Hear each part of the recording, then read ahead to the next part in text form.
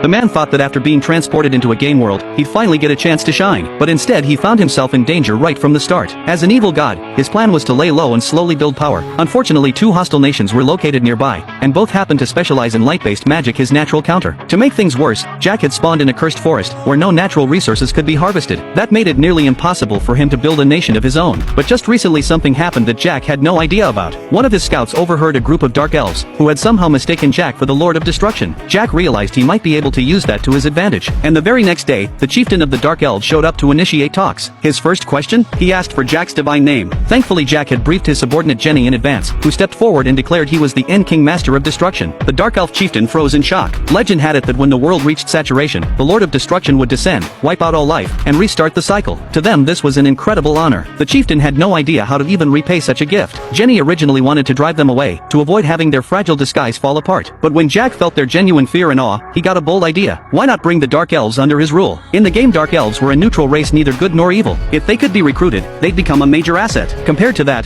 the native creatures of the evil faction were hideous, and some were too dumb to even hold a conversation. With that in mind, Jenny spoke again on Jack's behalf. She declared that a nation would soon be established here, and asked if the dark elves would become its citizens. If they agreed, they would receive the protection of the Lord of Destruction. Though the chieftain was clearly nervous, this was exactly the kind of blessing he had been hoping for.